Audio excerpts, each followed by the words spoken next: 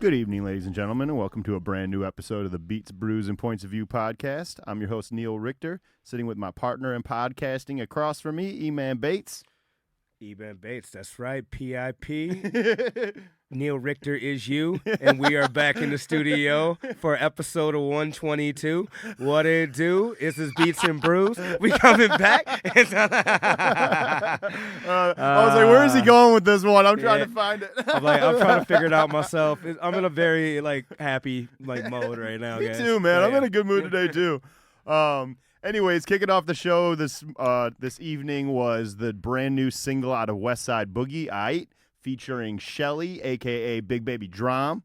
Yeah, that's a great fucking single, dude. I'm really excited for this Westside Boogie album. I actually didn't listen to that single yet. Oh, so man. I almost forgot about it, too, and then I was, scrolling through before the podcast, listening to music, and I was like, oh, shit, I forgot about the fucking Westside Boogie song.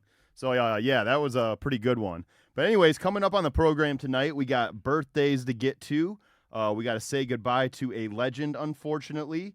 We are back to, after a week of weed reviews, we're back to reviewing beer. And we want to discuss, are we officially in the age of making music for TikTok? And then also we discovered a drug dealer who was responsible for the death of a beloved musician, got sentenced, so we'll discuss that. One of our favorite artists set a release date for his long-awaited album. Woo! Pretty excited about that. We'll discuss it. And finally, we have some sports news and something old, something new to get to. So that's where we are at with the program today. And I think before we get into this beers, let's celebrate the birthdays that we got. Actually, you know what? We'll go. Yeah, we're going to go with birthdays first because I want to spend a little bit of time on the legend that we lost. Yeah. Celebrating birthdays, we got the Mr. You Can't See Me himself, John Cena, rock and roll god that both E-Man and I are giant fans of, Maynard James Keenan from Tool. Hey. Another best mohawk in the game. Yeah, best fake mohawk in the game. Would you call that a faux hawk? Is it a faux? Is that a faux hawk? I feel like if you're not black, you don't have a faux hawk. Yeah, right. Because it's a fro. So, right? Yeah, you're right. Another rock legend who we've been discussing on this podcast quite a bit over the last month with our continuation into punk rock music, the godfather of punk rock himself, Iggy Pop. An artist that, a lot of people glossed over. Real music heads don't, but a lot of people glossed over him for Elvis, even though he was making that kind of style a little bit before Elvis, which would be Roy Orbison. Oh, dude, it's funny. That gonna tie into my something old. Hell yeah. Spoiler alert. I like it. I like when that happens. And then also we got Jersey's Own, who, man, I just saw footage of him and Method Man performing at Red Rocks on 420, and holy shit, is Redman still so goddamn good at performing, and in super good shape. Him and Meth both, dude. They're it really inspires me to watch artists like that who care, age, and, gracefully, do it right. Yeah, don't get all fat and all out of shape and can't sing or rap the notes and keep up and shit. But anyways, and then also we got Peter Frampton, guitar god, talk box god, and then finally. Who I cannot wait for them to put out music. I just found out that Killer Mike and Run the Jewels are going to be on the new Westside Gun album. What? Yeah. I actually didn't know that. Yeah. I'm pretty excited about that. Yeah. I'm trying. Hold up. I'm gonna go off on this real quick because I love both of them. I am truly trying to figure out how that record's gonna sound. It's gonna be wild. I am trying to. Is all of Griselda on it, or is just Westside Gun? Just Westside. Well, as far as I know, Westside Gun posted a photo of him, and I think it was both him and Killer Mike and LP, and it was Run the Jewels on the new album, and I was like, shit! That track can go in so many different directions. I know. I have a feeling it's gonna be really. Well, actually, I don't know. I feel like it's going to be more of an intense track. You know what I mean? It has to be. Kind of There's no way it's not. I mean, it's going to be. I just don't know exactly the level of intensity is going to be. I feel like it's going to be crazy though. Actually, I remember the picture. It was just him and Killer Mike because he posted it for Killer Mike's birthday, and then said "Run the Jewels" is on the new album, and he kind of him and Killer Mike were doing the "Run the Jewels" pose together that they do. So that's really tight. So happy birthday to all of those people. And then, unfortunately, his funeral was actually today. He was laid to rest in New York City, and that would be the drama king himself, DJ K. Slay. For those of you who don't know who K. Slay is, he has been around in hip-hop since the very, very beginning. And this is something that I just learned. I had no idea about this until he passed. Back in the like the 70s, 80s, when hip-hop was first starting, he was a graffiti artist named Dez, and a really popular one at that. He was kind of really known amongst the art community for his depictions on these different trains and stuff that he would do. And, you know, he made it in that career and then went on and did a totally different thing with K. Slay. And he was a, longtime DJ up at Hot 97, and he was huge for putting out these K. Slay tapes, which he would put a lot of big name artists on, 50 Cent, Mac Miller, Kendrick Lamar, like all of these dudes he would, he was early on, and he was a super big fan of hip hop, a super student of the game. One thing that I thought was actually kind of funny is one of the dudes that was on the radio with, Hip Hop Mike, said that K. Slay never used Serato. He always, till the day he died, would have his interns burn whatever songs he was playing for the show onto a CD, and that was what was getting played for the fucking. No K. Slay in your Serato. So they were like, yeah, K. Slay was all super old school. He was very particular about his way of doing things, and it's really sad that he passed too. He had just put out a K. Slay tape right before he got sick. Recently, dog. Yeah, like really recently. Rest in peace to DJ K. Slay. Yeah, it was really sad, man. Legend in this industry that we and Neil and I both love. Yep, and for sure. Like field, man. It's just rough out here. Yeah, man. And his funeral looked like it was pretty awesome. Like they had him in a stagecoach carriage. His casket in a stagecoach carriage, rolling through New York City. Everyone was out in the streets. You can hear all the people in the background screaming "Drama King" and shit. It was COVID. That's what they say, but I don't know if it's like 1,000% known that that's. I really don't. I hate when they chalk it up to like COVID-related illness or some shit like that. I mean, and it was like he was sick for like a couple months. Like it was a long battle with whatever he had, and I'm not sure if that's the official word, but that's what they said. So I don't know. We'll find out. I guess more is. I mean, mixtape legend, dog. Mixtape legend, absolutely, for sure, man. But anyways, yeah, so rest in peace to DJ K. Slay. But let's move on into something happier, and that's something that makes both E-Man and I happy, and that would be beer. So I guess, E-Man's got it on tap, so I'll have him kind of tell you what it's all Untapped about. Is, you don't? I mean, I can figure this out. Kind of wing it. So we got from Chicago, actually, kind of venturing out into the Midwest a little bit with the Lagunitas Little Something Ale. And I'll let E-Man tell you a little bit more about it. Yeah, Untapped's like not loading for some reason. All right, a little something ale by Lagunitas Brewing Company is a wheat beer, American Pale Ale, rated 3.8 out of 5 on Untapped. It looks like here. Let me see if I can give you guys a breakdown of this guy. While he's looking it up, I can tell you what it says on the can at least. Yeah, man. And it says, this is a special ale. It's kind of like one thing. It's got a whole lot of wheat. It's rich with hope, and its finishes dry. We've watched with some amusement as the beer... God, this writing is really hard to read. The beer something, argue over how to classify it. Beer snobs or something, I don't know. We're in the camp with J.F. Ryder, and he declares to Ray Smith that comparisons are odious. I can't. This writing is so small on the can. I can't read it. I got you. All right. Let's see here. A way smooth, with silky a IPA. Certain thing we call a nice weedy-esque-ishness. Weedy-esque-ishness. It actually has. That's exactly what it says. A little something. Oh, there's a little something. So there's a little something and a little something. I think we just got a little something. There's two different beers. Gotta be starting something. A little bit something. We watch with some amusement as the internet rating our beers on how to classify it. Wheat beer, sure. Smooth IPA, you got it. Silky wheatish. I hate this Wheatley-esque-ish. I just I love saying it.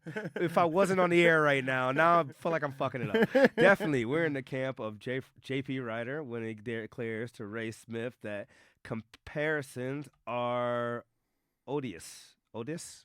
That's what I said. I was like, I can't. I'm reading it on my computer. What's on the can? A little sum is 50% wheat, 50% barley. 50% wheat, 50% malted barley, and 100% delicious hoppiness. Hints of bubblegum, pineapple, light cedar and pine, tons of tropical fruitiness with none of the fruit. Yeah, man. This is coming in at, I feel like this is a little something, so that's 7.5. What's the ABV on this bad boy? Coming in at a whopping... Dog, Untapped need to get his thing together, dog. I'm reading this off the Lagunitas website, guys, just to let you know. It is amateur hour over here. That's what it is. All right. So while we're doing that, Neil, you want to crack it open and see what? Yeah. While we're doing that, we're gonna crack it up, and since we were just speaking on him while we're having a sip of this, I'm gonna play a little bit of. I'm gonna take it back to the beginning with DJ K Slay off the Street Sweepers Volume 1. Here's a little coming bit in at 7.5% ABV, guys. 7.5. All right. And here's a little bit of 50 Shots off DJ K Slay's Street Sweepers Volume 1. They really not had an ABV on the can.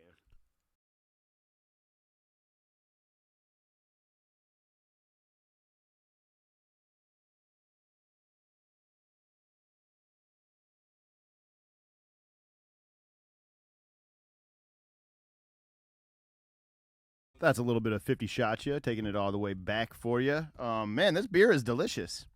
Dude, I mean, it is right up the alley of what they said. Delicious. Weedy IPA. Weedy-esque. Weedy-esqueness IPA. Yeah. It's very it's got the, I wonder what the IBU is on this. I'm going to say, I can't find them. I'm going to say probably about 40 or 50, somewhere around that ballpark. It's got a nice little piney, hop bitterness to it. Yeah, dude, it's weird. So it has no fruit in it, but it does have that fruit, kind of aroma, I guess, in a way. Not aroma, but on the back of your tongue and stuff like that. You kind of taste this little I kind of taste what they're talking about. It's almost like a tropical sense in a way. It's pretty solid. Definitely more on the weedy side, like you were saying though, and it's not as citrusy as a Bell's Two Hearted or something like that. But should we call them? It says it does have their number. Give on us there. a call. Yeah, it's definitely I wonder what hops they use on this. It's probably what's a good juicy hop? I don't know, dog. It's definitely interesting. It's a good summertime one, I would say, because it's 80 degrees outside. So this is definitely something I would sip today. For instance, that's a fact. Great. Yeah, I really enjoy it. I'm gonna say it's not too punchy in the face with hops either. So right. I mean, it's really, really balanced out. I feel like it's really sessionable. Even for 7%, it's pretty sessionable. So I'm yeah. It feels kind of weird to drink beer. I feel like I haven't really been drinking much beer lately. It's been just at the podcast basically. And it's been I've been kind of into these gin martinis lately, dude. Kind of fucking delicious. And plus, it's not as dangerous as drinking White Claws because you're actually tasting the booze. I feel like fucking White Claws are just so dangerous, man. You just keep drinking those things. No. I get what you're saying. Gin, I feel like, well, you know what you're getting with a G&T, I guess, in a way, right? Yeah. The one thing why White Claws is really good to mix things with them. I haven't drank a seltzer in a hot minute. Actually, if anything, I've been fucking with those Topo Chicos. If I do have a seltzer, those are pretty good. But yeah, I haven't had a seltzer in a hot minute, dog. Yeah, no, me neither. I feel like that craze is kind of dying out a little bit. I don't think so. I think the seltzer. I feel like because it got so oversaturated so quick. When was that whole thing with Trevor Wiles? Was it 2018? Yeah. Yeah. So or 2019, 2018. Yeah. Yeah. I feel like that whole thing peaked around 19, 20, stuff like that. And then it's just been going on the downhill. And I feel like a lot of that is probably due to say the cannabis industry, especially with Detroit becoming legal with rec right now. By the way, shout out to that. Detroit does recreational weed now. Yeah. I just saw they handed out the first round of licenses and all that. So Oh, dope. did they? Nice. Hell yeah. Man. All right. Let's get back into the episode. Yeah. So this was something that I had kind of approached E-Man with earlier in the week that I wanted to discuss on the podcast, and it's kind of something that I've been noticing when I'm scrolling through different new songs, and specifically when I'm scrolling through Instagram. And so if you're from the era that we're from, we survived the ringtone rap era, which would have been, baby. a lot of the snap your fingers type fucking the doom doom ding ding ding ding ding. So just Laffy Taffy. Laffy Taffy was one of them. Like there was a bunch of shit, but like the ringtone rap era, what I basically am describing is an era where cell phones, every one of us had fucking ringback tones. We all had ringers on our cell phones. This is for you, Gen Z. Yeah. And they were so popular that musicians were making a fucking lot of money off them. They were making more money off ringback tones than they were making off like their album sales and shit like that. And so they kind of started shaping the way they were making music to be digestible as these little ringtones and shit like that, and small moments, stuff like that you could use as these ringtones. And now I feel like I'm noticing that with TikTok and the way people make music. I was scrolling through Instagram, and it sound like there's certain songs now that sound like it's made for those short, digestible reels. And a lot of them, They all use the same bullshit as songs. Like you'll hear, like you'll have a song that has like no relevance to the video that it's doing, and I heard it's because people like they'll get more streams if they use certain songs and shit like that. So I gotta want to see how you felt about that. The game never changes, man. It just mutates into something Yeah, different. for sure. I feel like, I mean, first of all, there are artists out here today still in ringtone deals in 2022. I just want to let that be known. Oh yeah, for sure. That's one thing. Two, TikTok is a double-edged sword for me, I'd say, just because from an algorithm standpoint, it is probably the most fair chance for anybody to pop off. Yeah. Because, like, so many people, like, the algorithms are, like, kind of leveled the playing field. So, like, it's a lot. You get, like, a lot of views on one, I feel like, and it just pops out of fucking nowhere. Like, it's actually really fair compared to, say, like an Instagram or something like that, as far as, like, traffic goes to, like, your page, which is dope. However, the double-edged sword of that, I feel like a lot, and speaking strictly from like a musical standpoint and like quality of music, I flipping hate it. So as I said, this is the double-edged sword. So like Neil was saying, yes, people are making songs strictly for TikTok, and that's cool. Like if you want to do that, like if you want to make like a quick jingle, if you want to do something like just pop real quick, secure the bag, stuff like that, I get it. Do you? There's nothing wrong with that whatsoever. I'm not gonna shit on that. My thing is just from a music, it really oversaturates the music game for me. One. At the same time, I feel like just the quality goes down, and maybe this is I hate sounding like an old head hater, but it's just like one of those things where I feel like just the quality of music is, there are people that it just gets manipulated, in a way to Totally. and it's just I think I know what you mean too. Like, so one of the things I notice a lot of the music that you hear a lot of is like electronic pop versions of like different songs. Like it'll be like an old like fucking rock song that's like sped up and then added like a dancey beat to it or something like that, or like the one that I fucking hate the most, that I hear it so much like in the break room off other people's phones and shit, is that oh no, oh no, oh no, no, no, no, no. You talking about Cleveland? Whatever that Oh no, no. You Oh, know the that's fucking nasty. song. It's played on like every video that someone makes where something like a fail happens or someone falls or something like that. It's the dumbest thing ever. I have no idea what you're talking about, dog. You would know it if I just Okay. probably did terrible justice on singing it. But I think it's like from like an old Aerosmith song where they like sped up the lyrics and then kind of like added this stupid thing to it. But No, in the TikTok era, I feel like I said, it's a double-edged sword, man. It's the most fair because everybody really has a shot, like, of getting a video to go viral. Like, it's actually fair. It's level. Labels are obviously looking at that now. Like, I saw, like, Dax, for instance, is a big TikTok rapper who actually is dope, by the way. Yeah. I shout out to Dax. He's Yeah. fucking sick. that popped off of TikTok, and it's really cool to get discovered.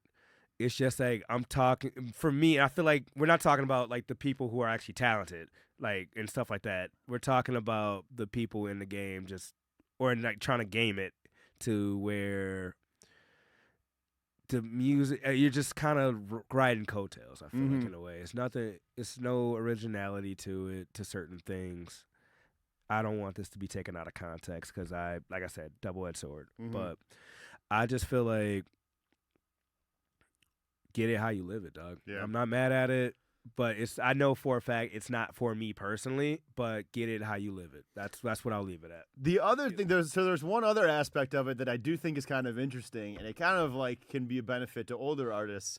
And I think it's interesting when like an older song pops on TikTok, and then all of a sudden now this song from 30, 40, 50 years ago are like fucking trending. Like what was my man go back on the charts. What was my man Dogface, the fucking skateboarder dude? They went Fleetwood Mac. Yeah. That song popped. They went back on the charts for the first time in like 30 or 40 years. Or just recently in an example, in the new Batman movie, it features Something in the Way by Nirvana that was on Nevermind, and that song was popping in the movie. And then people started posting it on their TikTok videos, and now that song is back on the Billboard charts, and Nirvana's Nevermind came out 30 fucking years ago. Like, it's crazy to me. I mean, none of that is surprising, man. Like, and that's why that part's kind of cool. That's what I said. That, like, TikTok is a double-edged sword for things like that. It is so cool when like moments like that happen, when old music gets rediscovered, and people like the younger generation, the younger crowd, like, oh, what the hell is this? I've never heard this before. And then they go back in the whole catalog, and then these like OGs, say like a Fleetwood Mac, get celebrated. Which is dope. That's the cool part about TikTok. It's talking about the bubblegum watered down shit that annoys me, where everything gets kind of like convoluted in a way, and just watered down, to be honest with you, and oversaturated. Definitely. But I 100% am on the side of the creators when it comes to that. So that's why I said I'll leave my point at get it how you live it. Yeah, regardless, at the end of the day, make your money how you make your money. Fucking, I'm happy for you if you're making money. Yeah. But I just hope that people are still, well, there is. So I don't know why I'm even complaining about it. There's definitely, if you're a person that loves albums, you don't like like cheap things like that, or just like playlist available. Those artists are there. People are out there making those kind of, really in-depth albums. And there's also people that make the playlist shit and the TikTok shit. And there's people that can do both. There's a lot of people that can do both. Don't let that get fucked up. Speaking of one of those people, this is a good time to transition into that. E-Man, why don't you tell them who just released a album release date for us? Someone we've been anticipating for a long fucking time. We got Dizzle, K-Dot. K-Dot released really. Kendrick Lamar is back, ladies and gentlemen. We have a Kendrick Lamar album release date. What was the album title? It was Mr. Morale and the Big Steppers. Was that the name of it? And I think it's set for May 13th. Yep, May 13th. Right? You got it. You got it. Dude, first of all, I am trying to figure out what this album is going to be about with that name. Right. Mr. Morale and the Big Steppers. That sounds like he's about to hit like some... dude, I have, because if he goes like in the Pips, like say like Motown era shit, I don't think he's gonna do that. I'm gonna lose my I don't think shit. He's doing that. I don't think he's doing that. But I'm glad you brought that up, because that title definitely leads me to believe that it's gonna be in the vein of Kendrick, another concept album, which he is, I think, in the front runners of hip hop artists that develop concept albums. So I definitely think it's gonna be that. We knew we don't know for sure, though, because he had alluded to that it was going to be more rock and roll influenced. But that was, at the beginning of the pandemic. And, the album was pushed back a couple times. So he could have, scrapped that whole idea and done something else. Is PG Lang his new, label? No, it's like his new, not entertainment label, company? but like his entertainment company or something like that. Yeah. Or OK Lamar, I think, is like his new, title or name or whatever. Or I'm gonna say, because I know this is his last Top Dog album. Yeah, last Top Dog album. Yeah, like we all know Kendrick's not gonna stop making music, but I think he's gonna let kind of Baby Keem develop more over at the Top Dog camp, and let those guys get their shine. Baby Keem's on Top Dog, isn't he? Yep. Is he? Mm-hmm. Okay. Yeah. I think so. Shit. I don't Maybe he's think not so. officially I on don't there. think so. I think he's like an affiliate, but I think he's got his own thing. He could, but dude, it's about to be a TD summer because I didn't hear the Absol single. Shit, I let's forgot play about it. that actually. Let's play a little I forgot, bit of it. and Absol is arguably, I say, behind like Schoolboy Q and Kendrick, would probably be one of my favorites. And independent, so let's play him. And Zay. Dude, But yeah. you know what I really love about Absol, and he does it on this song, is he's great with complex rhyme schemes. Fuck yeah, one of the best, dog. Like He's for real, really like, good. Absol might be one of my favorite lyricists, like of the past like 15 years, I would say. Yeah. As far as like how he like rhymes, how he puts together patterns, how he puts together like the schemes, just his wordplay. It's just so what he says some crazy shit. Absol says a bunch of crazy shit. Yeah.